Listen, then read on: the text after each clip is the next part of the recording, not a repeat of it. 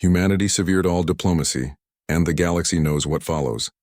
The Kelvorian Empire collapsed in 3 months. Not through invasion or occupation, but through surgical dismantling of everything that held it together. Humanity didn't want their worlds. They wanted justice. Captain Daewon stood on the bridge of his flagship reviewing the final reports. The Kelvorian military had been completely disbanded. Every officer above the rank of commander who had participated in attacks on humans was either dead or imprisoned by their own people. The new Kelvorian government had arrested Emperor Vaxton themselves, desperate to appease humanity and end the nightmare. Confirmation from all sectors, Lieutenant Yuna reported. Kelvorian military capabilities reduced to system defense only. They no longer have the ability to project power beyond their own territory. Good. Maintain monitoring but pull back active operations. We've made our point here. Dr. Yunji approached with her datapad. Captain, I've been analyzing the pattern of our strikes. We never targeted civilians. We never destroyed infrastructure that supports basic life. Everything we hit was military or directly connected to the conspiracy against our diplomats. It's actually remarkable precision. Daewon nodded. Because we're not monsters. We're just done being victims. Across the galaxy, independent media networks struggled to explain what was happening. One broadcast that reached billions featured an interview with Dr. Minseo, a human historian specializing in pre-spaceflight warfare. The alien interviewer, a nervous Valerian journalist, asked the question everyone wanted answered. How is humanity doing this? Your species has been peaceful for 200 years. You were diplomats, mediators. Where did this military capability come from? Dr. Minseo smiled sadly. We never stopped being warriors. We just chose to be something else. Do you know how long humanity spent perfecting warfare before we reached the stars? 10,000 years. We fought wars on every terrain and every climate against ourselves. We developed weapons that could crack planets. We created strategies for every type of conflict imaginable. But you seemed so committed to peace. We are. Because we know exactly how terrible war can be. When humanity joined the Galactic Council, we didn't forget everything we'd learned. We suppressed it. We chose diplomacy because we understood the cost of the alternative. Minseo's expression hardened. But the galaxy mistook our choice for inability. They thought we were peaceful because we were weak. They were wrong. The interview was broadcast everywhere. Species that had dismissed humanity as insignificant now watched in growing horror as Dr. Minseo explained human military doctrine, asymmetric warfare, psychological operations, total war strategies, concepts that peaceful galactic species had never needed to develop. General Kyung-ho oversaw the expansion of human operations from his command center on Mars. His strategy was becoming clear to military analysts across the galaxy. Humanity wasn't trying to conquer. They were making examples. Every species that had participated in Commander Yuna's identified conspiracy received proportional response. Intelligence officers who had helped fabricate evidence against human diplomats were eliminated in their homes. Military officers who had carried out attacks were removed. Political leaders who had orchestrated the conspiracy found themselves facing very angry populations who suddenly learned what their leaders had done. The Threxian collective, having lost most of their military trying to peacekeep, now faced internal chaos. When Commander Yuna broadcast the Council's private communications showing Threxian involvement in the anti-human conspiracy, riots erupted on their homeworld. The Threxian government collapsed within a week. New Threxian leaders immediately sent representatives to human space, offering surrender, reparations, anything humanity wanted. Admiral Taemin received them in a cold, sterile meeting room. No diplomatic niceties, no ceremonial welcome, just business. The Threxian representative, an elder named Kixthar, prostrated himself. We beg for mercy. We offer unconditional surrender. Name your terms. Taemin looked at him without expression. We don't negotiate anymore. Then what do you want from us? Nothing. We've already taken what was owed. Your military is destroyed. Your government has fallen. Your people know what their leaders did. We're done with you. Kixthar looked confused. You're not going to occupy our worlds. Impose terms? Why would we? We didn't want your territory. We wanted you to stop killing our diplomats. That goal has been achieved. Taemin stood. Go home, rebuild your society. And remember what happens when you mistake human patience for human weakness. The Galactic Council was fracturing. 23 species had formally withdrawn, no longer trusting the institution that had allowed human diplomats to be murdered without consequence. 17 governments had fallen to internal revolutions when their populations learned of their leaders' involvement in the conspiracy. 32 worlds declared neutrality and requested protection from human aggression by asking humanity for protection. It was an ironic twist that Admiral Taman appreciated. They feared humanity's military, so they requested humanity's military to protect them. In the chaos, one counselor became an unexpected voice of reason. Counselor HFY, a Polarian who had consistently opposed the conspiracy, traveled to Earth without permission or escort. She arrived in a small personal shuttle, making herself completely vulnerable. Admiral Taman met her in a garden overlooking the Pacific Ocean. It was the same garden where Ambassador Hana visited her daughter's memorial each day. That took courage, Taman said as HFY approached. Coming here alone. You realize we could kill you and no one could stop us. I do. HFY's scales rippled with obvious fear, but she stood tall. That's why I came. I need to understand your endgame. Will you destroy us all? Taman was quiet for a moment, looking out at the ocean. We could have. We probably still could.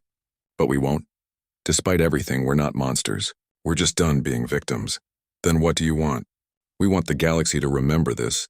To remember what happens when you murder diplomats under flags of peace. To remember that humanity chooses cooperation not because we're weak, but because it's right. He turned to face her, and we want to make sure it never happens again. HFY sat on a nearby bench, her legs trembling. The council is dying. Most species no longer trust it. Some are calling for unity against humanity. Others want to appease you. Everything is falling apart. Good. It was broken. It failed to protect its own members when it was politically inconvenient.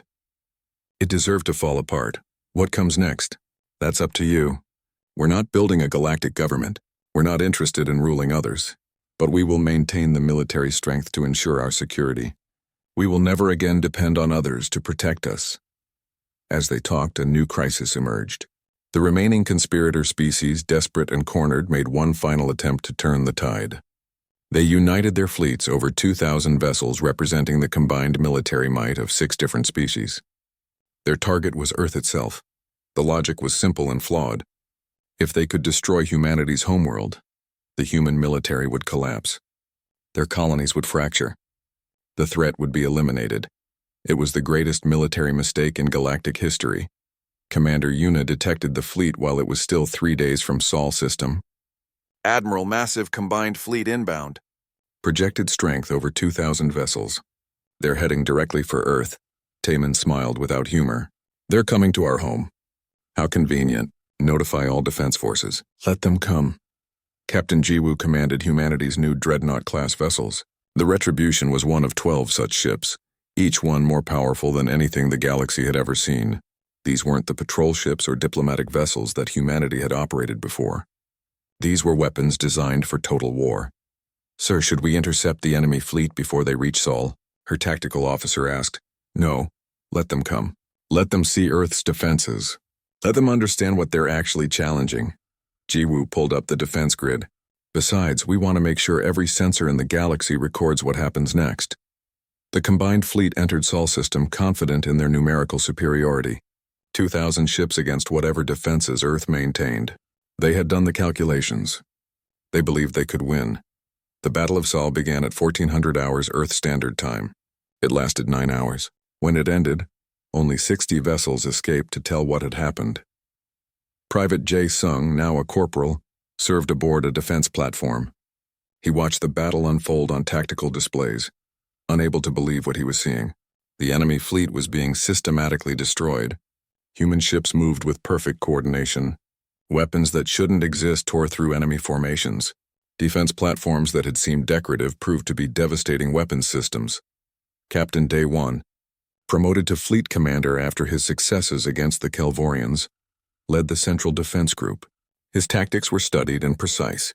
He didn't waste ships or lives. Every move served a purpose. Every attack hit where it would do the most damage. Enemy formation breaking, his tactical officer reported. They're trying to retreat. Let the survivors go, Day 1 ordered.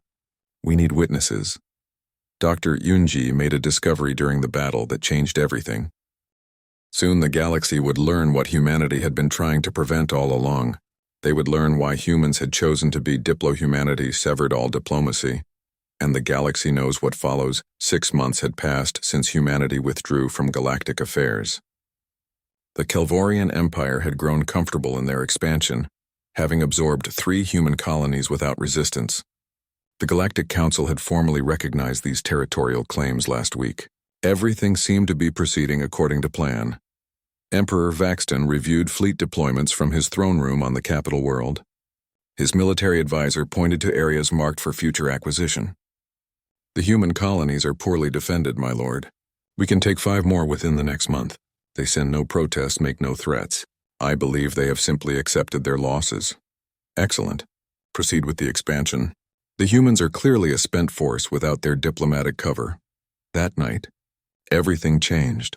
The Kelvorian home fleet consisted of 317 vessels spread across 4 strategic positions around their core worlds. These ships represented the Empire's primary military strength, accumulated over centuries of conquest. They were positioned to respond to any threat within hours. At exactly 300 hours Kelvorian Standard Time, the home fleet vanished, not destroyed, not defeated in battle, simply gone. 317 ships and their 50,000 crew members disappeared in the span of 18 minutes. No distress signals, no weapons fire detected, no debris fields. The sensor networks registered the fleet's presence one moment, then registered empty space the next. Admiral Taman watched the operation from Earth Command, his face carefully neutral. Confirmation from all strike groups? Confirmed, sir, Commander Yuna reported. All Kelvorian fleet units neutralized. 0 human casualties. The stealth technology worked perfectly. Good. Initiate Phase 2. On the Kelvorian throne world, Emperor Vaxton woke to alarms blaring throughout the palace. His guards rushed him to the secure command center where military officers stood frozen in shock before their displays. What is happening? Vaxton demanded. His military advisor's crest feathers had gone completely flat, a sign of absolute terror. My lord, the home fleet is gone. All of it, every ship. And that's not all. We're receiving reports from across the Empire. Power stations are going dark. Communications arrays are destroyed. Supply depots are burning. Our entire infrastructure is under attack, but we can't see the attackers. That's impossible. No one could strike so many targets simultaneously. Who is doing this?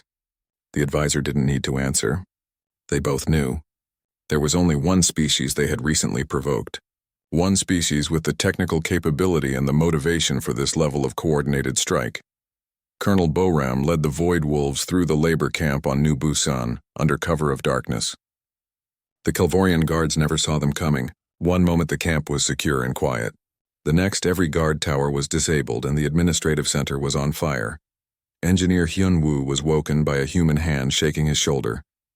He looked up to see a soldier in black armor, her face hidden behind a helmet visor. Time to go home, Colonel Boram said simply. Gather the others. We're leaving in 10 minutes. What's happening? Hyun-woo asked, struggling to process the sudden chaos around him. Humanity is done being nice. Now move. Within 8 minutes, all 4,000 colonists were loaded onto stealth transports. The Void Wolves set charges throughout the camp, timed to detonate after their departure. As the last transport lifted off, Hyun-woo looked back to see the entire facility consumed by fire. In the command center, Boram found the Kelvorian officers who had overseen the labor camps. They were huddled in a sealed room, believing themselves safe behind reinforced doors. The Void Wolves cut through the doors in seconds. You enslaved human citizens, Boram said coldly, her weapon trained on the senior commander. You violated the most basic galactic conventions. You believed we wouldn't respond. The Kelvorian commander tried to maintain his authority. You can't do this. The Galactic Council will. The Council did nothing when you murdered our diplomats. Nothing when you enslaved our people. So we're doing something instead. She keyed her communicator. Target list confirmed. Eliminate them all. The Void Wolves left no survivors among those responsible for the camps, but they carefully avoided civilian casualties. This wasn't random violence. It was precise surgical removal of specific targets. Humanity was making a point, not conducting genocide. Within 48 hours, Kelvorian infrastructure across 12 worlds had been systematically destroyed. Power grids collapsed. Communications went silent. Supply chains broke down. The empire that had seemed so powerful and confident was suddenly paralyzed. Private Jae-sung stood guard over liberated colonists on one of the transports, still trying to process what he had witnessed. The operation had been flawless, efficient, and brutally effective. This wasn't the humanity he had learned about in school history classes. This was something older, something that his people had tried to leave behind. An elderly colonist approached him, tears streaming down her face. "Thank you," she whispered. "We thought no one was coming. We thought we'd been abandoned." Jae-sung found his voice. "Humanity doesn't abandon its own. We just had to remember how to fight." Captain Daewon commanded Battle Group 7, one of 12 human fleets now surrounding Kelvorian space. The blockade was absolute. No ships could enter or leave. The Kelvorians sent desperate messages begging for mercy, for negotiation, for any response at all. Daewon ignored them all. Admiral Taemin's orders had been clear. No communication, no negotiation, no mercy for those who showed none. On the third day of the blockade, the Kelvorian government sent a formal plea to the Galactic Council. They described the attacks, the missing fleet, the destruction of infrastructure, the liberation of the labor camps by human forces. They begged for council intervention to stop humanity's aggression. The Galactic Council convened an emergency session. The Threxian representative stood before his peers, his voice dripping with condescension. "The Kelvorians have clearly provoked the humans beyond reason. But this level of military response is unacceptable. We must demand that humanity cease all hostile actions immediately and return to the negotiating table." Several council members voiced agreement. The Polarian counselor who had once supported humanity remained silent, watching the proceedings with worried eyes. The council sent their formal demand to Earth through every available channel. Admiral Taemin read the message aloud to his command staff. "The Galactic Council hereby orders humanity to cease all military operations and submit to council authority for mediation of disputes with the Kelvorian Empire." Commander Yuna looked up from her displays. "What's our response, Admiral?" Taemin's answer was simple. "No." He composed a single-word message and transmitted it to the council. Nothing more. No explanation. No justification. Just a flat refusal.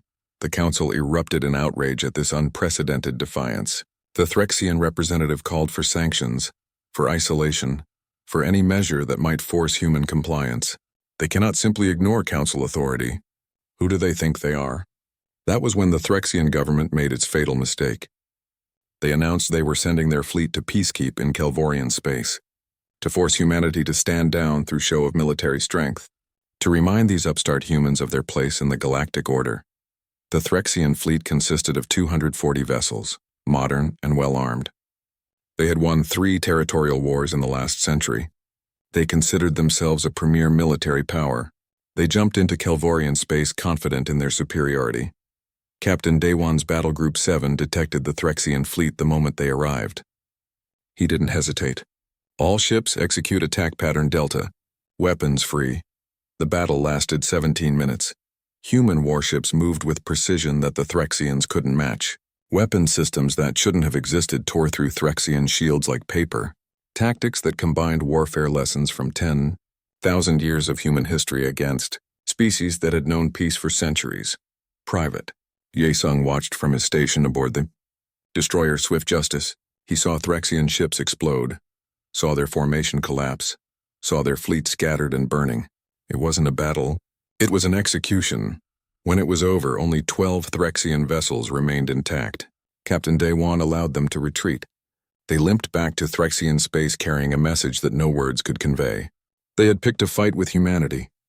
They had lost, badly. News of the Threxian defeat spread across the galaxy within hours. Species that had dismissed humanity as weak diplomats suddenly realized their mistake. The humans hadn't been weak. They had been restrained. There was a difference. Dr. Yoonji analyzed the battle data aboard the Horizon's End, now serving as a research vessel rather than a diplomatic ship. She reported to Captain Daewon with fascination in her voice. "Sir, we barely used 30% of our weapons capability. The Threxians never stood a chance." "That's the point," Daewon replied. We're not trying to conquer the galaxy. We're making them understand what happens when they target humans. We're showing them the choice they're making. Back on Earth, Ambassador Hana received reports of the battles. She stood in her empty office, so humanity severed all diplomacy, and the galaxy knows what follows. Captain Day One stood on the bridge of the UES Horizon's End, watching Terminus Point Station grow larger on the view screen. The diplomatic vessel had traveled 3 weeks to reach this neutral meeting ground. 3 weeks of preparation, review, and hope. Ambassador Hana had spent months arranging this peace conference between the Kelvorian Empire and the Threxian Collective. If successful, it would prevent a war that could kill billions. "Captain, we're receiving clearance to dock," said Lieutenant Yuna from the communication station. Her voice carried a strange tension. "But sir, there's something odd. The station isn't responding with the standard diplomatic protocols." Daewon frowned. Terminus Point was famous for its strict adherence to procedure. "Hail them again. Request confirmation of security status." The response came quickly, but it wasn't what anyone expected. The station's administrator appeared on screen, a Polarian whose scales had turned pale with stress. "UES Horizon's End, you are cleared to dock. But Captain, I must warn you. There has been an incident. A terrible incident involving your delegation." Daewon felt his blood turn cold. "Explain. Now." "The human diplomatic team arrived 3 days ago as scheduled. Yesterday morning, the Kelvorians accused them of espionage. Before anyone could intervene, they executed all 17 humans. The bodies are still in the public forum. The Galactic Council has been notified, but they're still deliberating on appropriate action." The bridge fell silent. Dr. Yoon-ji, the ship's chief xenobiologist, gasped. 17 people? They murdered 17 unarmed diplomats? Daewon's hands gripped the armrests of his command chair. "Take us in, full speed, and get me Admiral Taemin on Earth immediately." The Horizon's End docked within the hour. Daewon led a security team into the station, each step feeling like walking through a nightmare. The public forum of Terminus Point was designed as a symbol of galactic unity, with banners from 100 worlds hanging from the high ceiling. Now those banners looked down on 17 bodies displayed like trophies. Ambassador Hana's team, her people, her friends. And in the center, wearing the blue sash of a junior diplomat, was Hana's daughter Sumin, 26 years old. Her first major assignment. Dr. Yoon-ji knelt beside the bodies, her scanner trembling in her hands. They were unarmed. No weapons, no defense systems. The Kelvorians shot them in the back while they were seated at the negotiation table. A Kelvorian official stood nearby, surrounded by armed guards. His crest feathers were raised in what his species considered a display of righteousness. They were spies. "We have evidence. The Galactic Council will see that we acted within our rights." Daewon walked toward him slowly. His security team moved to follow, but he raised a hand to stop them. When he stood before the Kelvorian, he spoke in a voice that barely rose above a whisper. "You murdered diplomats under a banner of peace in neutral territory." "We executed criminals," the Kelvorian replied. "Your species is not above galactic law. Show me this evidence." The Kelvorian produced a data chip. Daewon took it and handed it to Yoon-ji without looking away from the alien's eyes. She reviewed it quickly. "It's fabricated badly. These files were created yesterday after the executions. Any basic analysis would prove it's fake." "The Council has accepted it as legitimate," the Kelvorian said. That was when Daewon understood. This wasn't about espionage or law. This was a message. The Kelvorians wanted humanity out of these negotiations, and the Galactic Council was allowing it. Back on the ship, Daewon contacted Earth. Admiral Taemin appeared on screen, his weathered face carved from stone. "I've received the preliminary reports. 17 dead, including Ambassador Hana's daughter. Sir, this was an execution. They weren't even armed. The evidence is fake, and the Council knows it." Taemin was silent for a moment. "Captain, this is the 7th attack on human diplomats in 3 years. Each time we've filed protests. Each time we've requested investigations. Each time the Council has found reasons to delay, to excuse, to ignore. They think we're weak because we choose diplomacy." "What are your orders, sir?" "Get Ambassador Hana. She needs to know about her daughter, and she needs to address the Council." One final time, Ambassador Hana took the news in silence. She stood in her quarters aboard the Horizon's End, looking at a photo of Sumin graduating from the Diplomatic Academy. When she finally spoke, her voice was steady. "How long do I have before the council convenes?" 6 hours, Daewon said. "Good, I need to prepare my speech. Captain, make sure it's broadcast on all human channels. Every colony, every ship, every station. Everyone needs to hear this." 6 hours later, the Galactic Council gathered in their massive chamber on the neutral world of Accord Prime. Representatives from 43 species sat in tiered seats that rose toward a domed ceiling painted with stars. At the center, a single podium stood illuminated by a shaft of light. Ambassador Hana walked to that podium. She carried nothing, no notes, no data chips. She simply stood there and looked at each representative in turn. "I have served the Galactic Council for 30 years, she began. "I have negotiated peace treaties between species who had fought for centuries. I have found compromise when others saw only conflict. I have believed in this institution and its ideals with everything I am." She paused, letting the silence stretch. "Yesterday, my daughter was murdered. She was 26 years old. She dreamed of bringing peace to the galaxy. She died unarmed, shot in the back while seated at a negotiation table. 16 others died with her. All diplomats, all unarmed, all under your protection." A Kelvorian representative stood. "They were spies. We have provided evidence. You have provided lies," Hana cut him off. Her voice didn't rise, but it carried the weight of absolute certainty, and this council knows it. "You know the evidence is fabricated. You know this was murder, but you will do nothing because it is politically convenient. Because investigating means admitting your system failed. Because justice for humans is less important than maintaining the illusion of unity." Several representatives began speaking at once, but Hana continued. "This is the 7th attack on human diplomats in 3 years. 7 times we have asked for justice. 7 times you have given us excuses. You have mistaken our patience for weakness. You have mistaken our preference for peace as inability for war. You have forgotten that humanity chose diplomacy not because we cannot fight, but because we hoped we wouldn't have to." She reached into her jacket and removed her ambassador's seal, the symbol of her authority and her oath. She placed it carefully on the podium. "Effective immediately, I resign as Earth's representative to this council. Humanity withdraws from all galactic treaties, all agreements, all organizations. We are done talking. We are done begging for justice. We are done pretending that words mean anything to you." The council erupted. Representatives shouted questions, demands, protests. Hana ignored them all. She walked away from the podium, away from 30 years of service, away from everything she had built her life around. At the chamber doors, she turned back one final time. The room fell silent. "You should have protected them," she said quietly. "You should have given us justice. Now you will have something else instead. You will have consequences." The broadcast ended. Across human space, billions watched as their most famous ambassador walked away from the Galactic Council. Within hours, every human embassy began shutting down. Every delegation packed their belongings. Every representative boarded ships bound for home. The galaxy had grown used to humans solving their problems.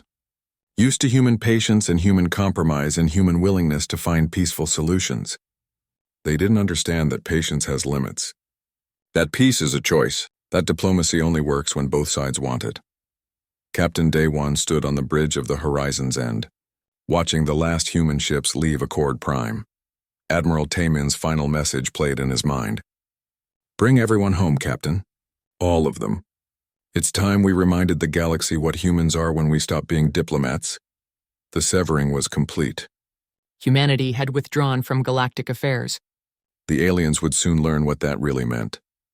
In the shipyard orbits around Earth, old facilities began to power up. Facilities that hadn't been active since the unification wars 2 centuries ago. Assembly lines designed not for exploration vessels or cargo haulers, but for something else entirely. War had come back to humanity, and humanity remembered exactly how to wage it. She was analyzing captured enemy communications when she found references to something humanity, severed all diplomacy, and the galaxy knows. What follows 5 years had passed since the Battle of Sol. The galaxy looked nothing like it had before. The Galactic Council was gone, dissolved in shame and chaos. In its place, dozens of smaller federations and alliances had formed, each one desperately trying to define themselves in relation to humanity. Captain Daewon, now Admiral Daewon, stood on the bridge of the UES Sumin's Hope. The ship was named for Ambassador Hana's daughter. the diplomat whose murder had started everything. It felt right to day one that this vessel, humanity's newest and most advanced, carried the name of someone who had believed in peace. "Admiral, we're receiving requests from 3 different systems for conflict mediation," reported Commander Yuna, now his first officer. "The Polarian Federation and the Torsian Alliance are disputing mining rights in the Outer Reach. The Velen worlds are having a succession crisis, and the Kelvorian Republic is requesting human observers for their elections." Daewon smiled slightly. "The galaxy wants us to be diplomats again. Tell them we'll send neutral observers, but we won't mediate. They need to solve their own problems." "Sir, they specifically requested human mediation. They trust our judgment, I'm sure they do. But we're not their parents. We'll help them create frameworks for negotiation, but they need to do the actual negotiating." It was a strange new reality. Humanity had not conquered the galaxy, but they controlled it through sheer military presence and the memory of what they could do. Human ships patrolled major trade routes, ensuring safety.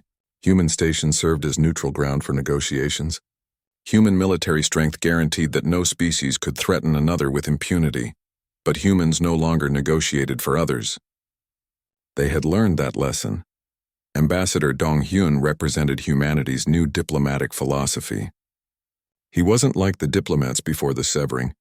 He didn't plead or compromise or seek approval. He stated facts and offered assistance, but made no promises of protection that humanity wouldn't keep. "The key difference," he explained to a gathering of alien ambassadors, "is that we no longer believe in diplomacy for its own sake. We believe in accountability. You want peace? Enforce your own treaties. You want trade? Build trust with your partners. You want security? Maintain your own defenses. We'll help where we can, but we won't do it for you." The alien ambassadors listened carefully. They knew that behind Dong-hyun's measured words stood the most powerful military force the galaxy had ever seen. Humanity wasn't making suggestions. They were establishing rules. The Free Worlds Assembly was humanity's answer to the failed Galactic Council. But it was fundamentally different. Every session was broadcast publicly. Every vote was recorded and made available to all member populations. Every treaty was written in clear language that ordinary people could understand. "Transparency is the foundation of trust," Dong-hyun said during the Assembly's opening session. The old council failed because it operated in shadows, because powerful species could manipulate outcomes in private. That ends now. If you can't defend your positions publicly, you shouldn't hold those positions at all. Not everyone appreciated the new order. Some species missed the days when they could maneuver in secret, when favors and backroom deals shaped galactic politics. But those species learned quickly that humanity had no patience for such games. Commander Yuna had continued her intelligence work, and her discovery of the primacy had become an obsession. She had spent 5 years tracking the shadow organization that had orchestrated the attacks on human diplomats. She had identified 12 members, all from species that most considered wise and benevolent elders of the galaxy. She brought her findings to Admiral Taemin, now Earth's defense minister. "Sir, the primacy has been manipulating galactic events for at least 10,000 years. They're responsible for wars, famines, even the rise and fall of civilizations. They do it all to maintain their influence." Taemin reviewed the data with cold fury. 12 individuals. 12 beings who have caused untold suffering because they wanted power. We can eliminate them. I have their locations, their security, everything. No. Taemin's response surprised her. We know who they are now. They know we know. That's enough. Let them live in their shadows, knowing that if they emerge, if they ever threaten humanity or manipulate galactic affairs again, they won't survive the day. Fear is sometimes a better deterrent than death. You're letting them live. I'm letting them exist. There's a difference. They're powerless now. The transparent systems we've helped establish make their old manipulation impossible. They can either accept irrelevance or die.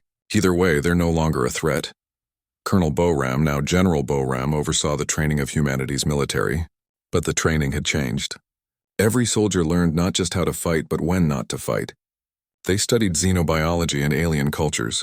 They took ethics courses and learned the laws of war.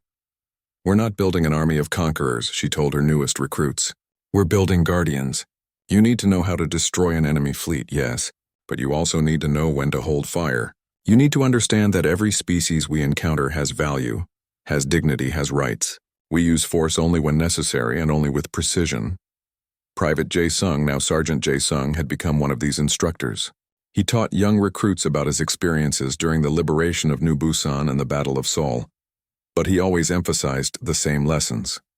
"We're not proud of what we had to do," he told his class. "We're not celebrating the deaths we caused. We did what was necessary to protect our people and establish justice. But war is always a failure. It means diplomacy failed. It means understanding failed.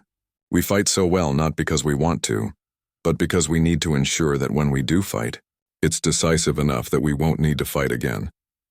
Captain Jiwoo commanded the defense grid around Earth. Her ships monitored long-range sensors constantly, watching for threats. But increasingly what they saw was peaceful activity, species trading honestly, alliances forming through genuine cooperation rather than manipulation, conflicts being resolved through negotiation rather than violence. "It's working," she said to Admiral Daewon during one of his inspections. "The galaxy is learning." "They're learning because they remember," Daewon replied. "They remember what happened when they chose violence over diplomacy. They remember the Battle of Seoul. They remember the fall of the Kelvorian Empire, and they're choosing differently." Dr. Yoonji had made an interesting discovery in her xenobiological research. She found that dozens of species were adopting human diplomatic techniques, human transparency protocols, human accountability standards, human emphasis on clear communication and public verification. "They're not doing it because we forced them," she reported to Ambassador Hana. "They're doing it because they've seen it work, because they've seen how the old ways failed."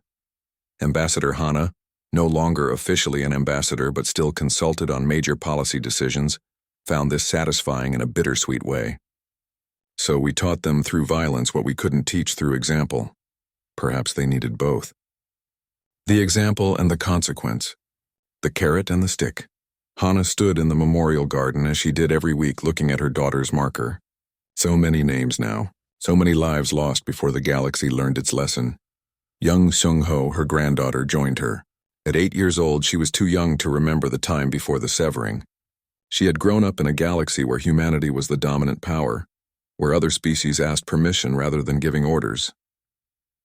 "Grandmother, is the galaxy safe now?" Seung-ho asked. Hana considered the question carefully. "Safer.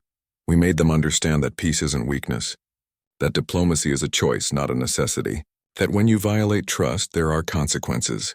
But is it over? The war? The fighting is over. The war never really ends. There will always be someone who thinks they can take advantage of peaceful people, someone who mistakes mercy for inability. Our job is to make sure they learn better before too many people die." Admiral Taemin visited Hana in the garden later that day. They had become unlikely friends over the years, bonded by their shared experience of watching humanity transform from diplomatic peacemakers to military enforcers. "The Assembly is asking us to establish more security stations," Taemin said. "They want human military presence in 15 new sectors." "And what did you tell them?" "That we'll consider it. But they need to contribute. We're not going to be the galaxy's police force forever. Eventually, they need to handle their own security." "Do you think they can?" Hana asked. "Eventually. They're learning. Slowly, but they're learning. We've shown them what happens when they choose violence. Now we need to show them how to maintain peace themselves." Captain Daewon took the Sumin's Hope on a patrol of the outer territories. They visited the rebuilt colony of New Busan, now a thriving world again. Engineer Hyunwoo was there, having chosen to stay and help rebuild rather than return to Earth. "We're better than we were before," Hyunwoo told Daewon. "Stronger.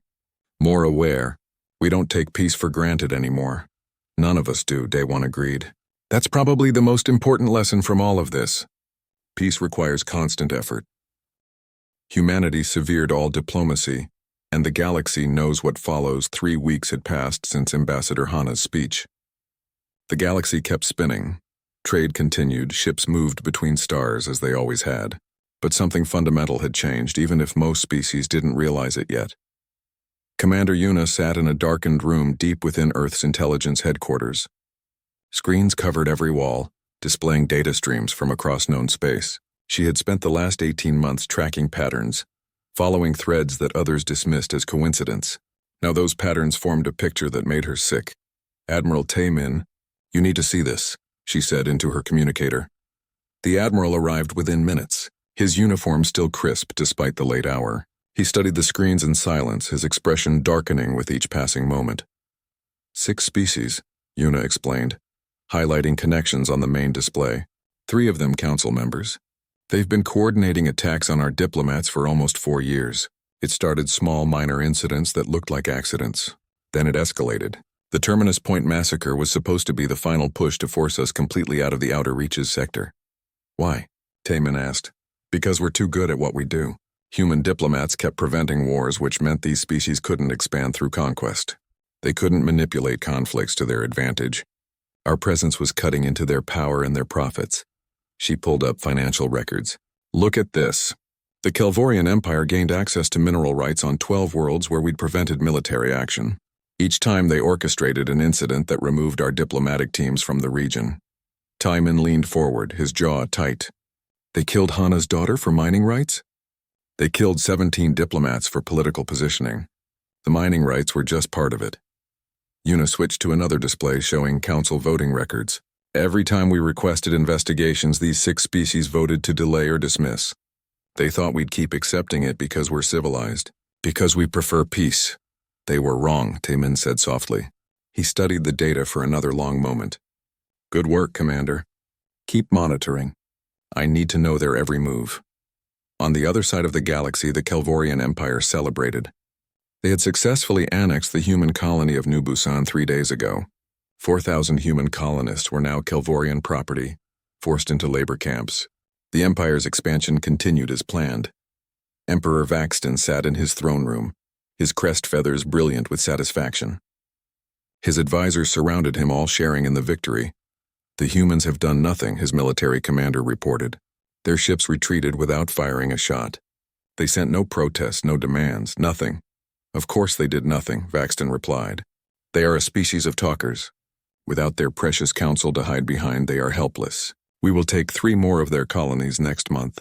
They have resources we need, and clearly they lack the spine to defend them. In the labor camp on New Busan, engineer Hyun-woo worked alongside his fellow colonists. He kept his head down and his hands busy, but his mind raced. The Kelvorians had disabled all long-range communications before the invasion. They thought the colony was isolated, but Hyun-woo had spent 15 years building quantum relay systems. The Kelvorians hadn't found his backup network because they didn't know to look for it.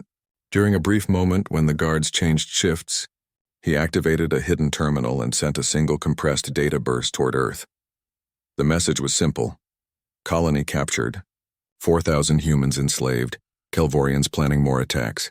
Then he destroyed the terminal and returned to work. Either someone received his message or they didn't. Either way, he had done what he could. Back in council chambers on Accord Prime, business continued as usual. The Threxian representative stood before his peers, speaking about trade regulations. At the end of his speech, he added with amusement, "Has anyone heard from the humans lately? I suppose they're still sulking about that unfortunate incident at Terminus Point." Laughter rippled through the chamber. The Polarian counselor who had protested the investigation shuffled uncomfortably but said nothing. Speaking up for humanity now seemed pointless when humanity wasn't even present to hear it. Perhaps they finally realized they were never truly important to galactic affairs, another representative added. They made good mediators, I'll admit. But the galaxy will adapt. They chose irrelevance, the Threxian concluded. So be it. What none of them saw was the massive military mobilization happening across human space. Admiral Taemin had activated protocols that hadn't been used in 200 years. Every ship captain received sealed orders. Every military installation went to full readiness. Every defense platform began round-the-clock production. The shipyards above Earth ran 3 shifts without stopping. Vessels that had been designed but never built were now taking shape in orbital docks. These weren't exploration ships or cargo haulers. They were warships built using designs that humanity had preserved but hoped never to need again. On Mars, underground facilities opened for the first time in generations. Manufacturing complexes that had built weapons for the unification wars now hummed back to life. The weapons were more advanced now, refined by 2 centuries of theoretical development. Humanity had never stopped researching military technology. They had simply stopped building it, until now. Colonel Boram gathered her team in a briefing room aboard the stealth carrier Ghost Wind. The Void Wolves were humanity's most elite special operations unit. For the last 100 years, they had performed rescue operations and anti-piracy missions. Now they were being asked to remember their original purpose. New Busan has been occupied for 73 hours, Boram said, displaying tactical data. 4,000 humans are in labor camps. Kelvorian military presence is minimal because they believe we won't respond. They're wrong. Her second-in-command, Lieutenant Minho, studied the schematics. Extraction or elimination? Both. We get our people out. We eliminate the Kelvorian command structure on site. We make it clear what happens when you enslave humans. Rules of engagement? Another operative asked. Boram's expression was cold. Kelvorian military are valid targets. Civilians are not to be harmed. But anyone involved in the imprisonment or abuse of our colonist forfeits protection. This is a rescue mission with teeth. Private Jae Sung sat in the back of the briefing room trying to process everything. He had joined the military 2 years ago, expecting a career of boring patrol duties and humanitarian missions. The diplomatic corps had always handled actual conflicts. Now the diplomatic corps was gone and he was being sent to liberate a colony. Are we really doing this? He whispered to the soldier next to him. Actually going to war? The veteran beside him, Sergeant Juan, looked at him with tired eyes. War? This isn't war yet. This is just the warm-up. Wait until the Kelvorians realize what they've awakened. That's when war begins. On Earth, Ambassador Hana stood in the memorial garden where monuments honored fallen diplomats. Fresh flowers covered her daughter's new marker. She came here every day, rain or shine. Sometimes she spoke to Su Min. Sometimes she just stood in silence. Admiral Taemin found her there at sunset. He stood beside her quietly, not intruding on her grief. They took another colony, Hana said without looking at him. I heard the reports and they did. And you're going to do something about it. We are. She nodded slowly. I spent 30 years believing that words could solve anything. That if we were patient enough, understanding enough, compassionate enough, the galaxy would respond in kind. I was wrong. You weren't wrong to try, Taemin said. Peace is always worth trying first, but you can't make peace with those who mistake mercy for weakness. Will there be any going back after this, once we start down this path? Taemin looked at the memorial markers, each one representing a human who had died believing in galactic cooperation. There's no going back now. They saw to that, but we'll make sure no one else ends up here, because the Council decided human lives don't matter. Hana touched her daughter's name carved in stone. Then do what needs to be done. But remember, we're not monsters. Don't become the thing we're fighting against. We won't. We'll just remind them what humans are when diplomacy fails. The galaxy continued its daily routine, completely unaware of the storm gathering in human space. The Council met and debated minor trade disputes. The Kelvorians planned their next colonial acquisition. The Threxians mocked the absent humans. Life went on, but in the silence humanity prepared. Ships moved into position. Soldiers trained for missions they had only theorized about. Intelligence officers mapped enemy infrastructure with meticulous detail. Every orbital platform, every communications relay, every command center was cataloged and targeted. Commander Yuna's screens showed fleet movements across the galaxy. None of them were human. All the human ships had pulled back to their own territory weeks ago. To outside observers, it looked like retreat, like humanity hiding behind their borders. Yuna knew better. This wasn't retreat. This was preparation, and when humanity moved, the galaxy wouldn't see them coming until it was far too late. The silence before the storm stretched on. Soon it would break.